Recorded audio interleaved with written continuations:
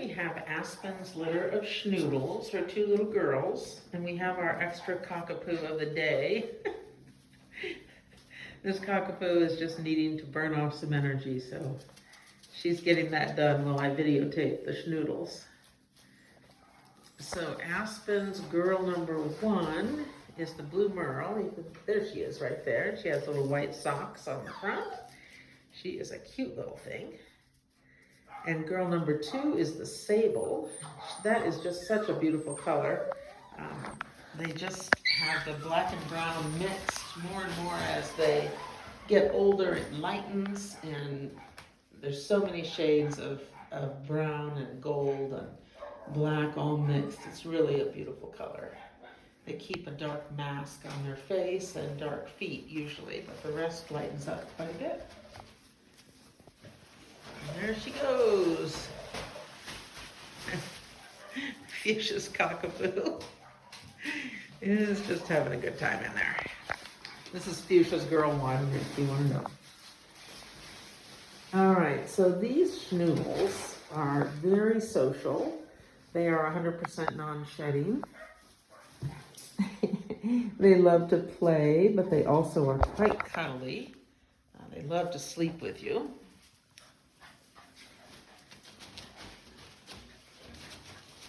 They're very intelligent, easy to train, easy to housebreak.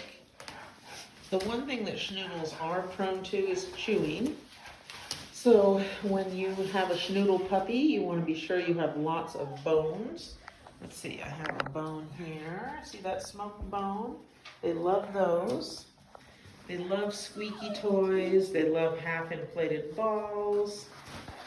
They love bully sticks, pig ears, though not real often. Pig ears can be hazardous if you let them eat too many because they don't digest real well. But the bully sticks are just phenomenal chewies. And they just need, stuff to keep their little mouths busy so they don't go in your furniture or cords or anything like that. Or your shoes.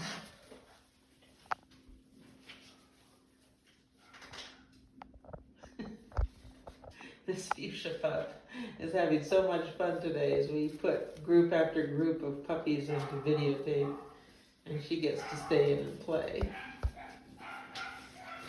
She's just a sweetheart. Good with the younger puppies, so they've been enjoying her.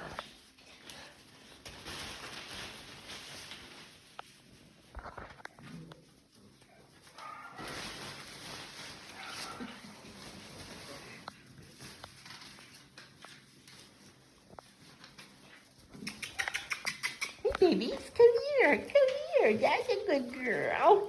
You good little rascal. Yes, hi sweetheart. Good puppies. Good puppies.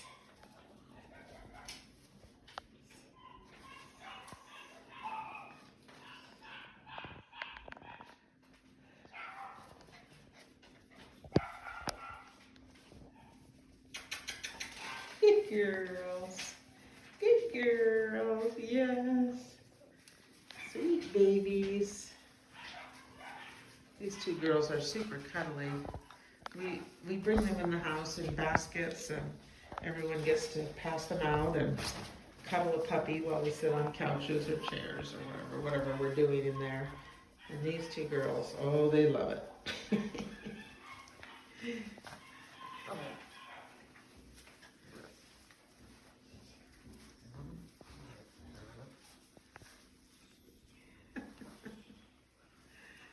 Oh, puppies are so much fun.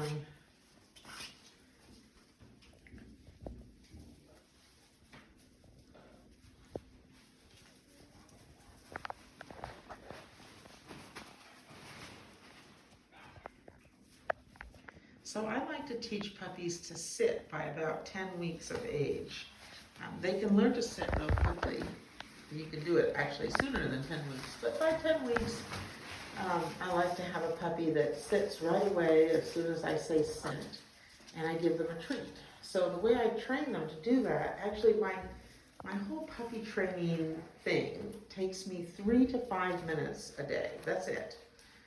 I'm not a person that believes in extended periods of training for young puppies, but just 3 to 5 minutes a day. I like to teach a puppy to sit, down, to come when called, to jump through a hoop. I like old tennis rackets. You cut out all the strings. They make great hoops, and puppies love to jump through them. You can teach just so many different tricks, and I use treats. I like reward-based training. I'm not against some negative reinforcement also for potting in the house and chewing on things they shouldn't. I don't believe that distracting puppies always works, because they have a naughtiness factor, just like kids.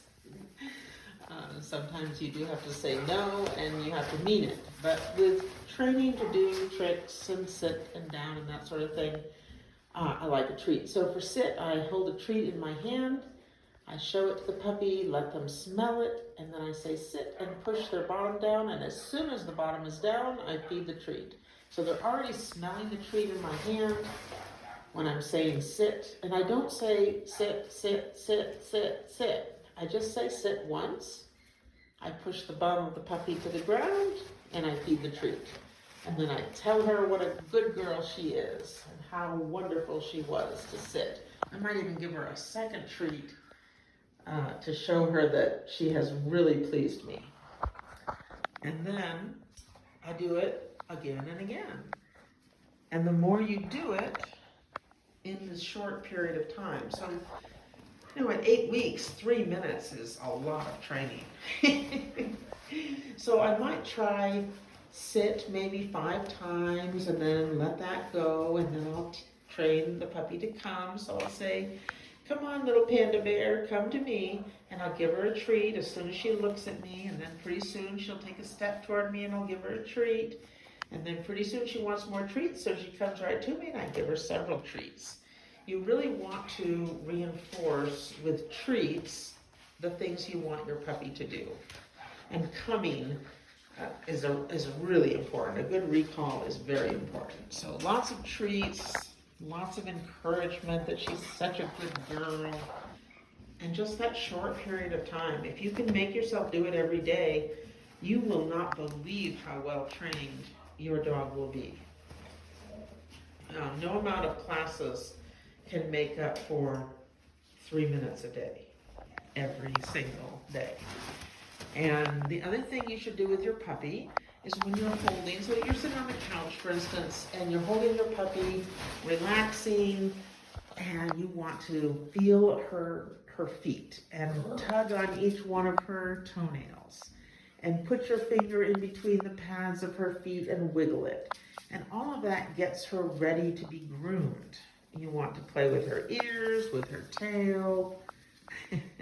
And they've had that done here already, so it's not something foreign to them.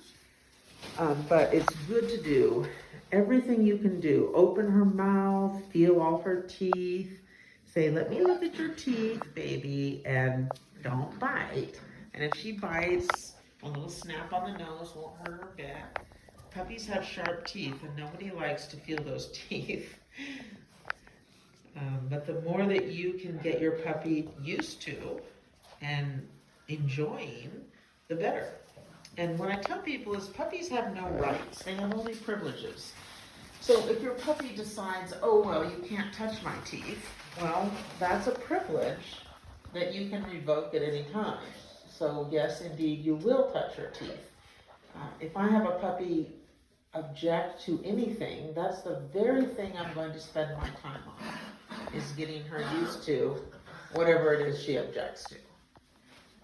Because dogs should just allow whatever kind of handling. And if you train them that way from pups, they'll be so relaxed about it. All right, so this is girl number 1 there with the orange collar. And girl number 2 here with a green collar. And of course we have Fuchsia's girl 1.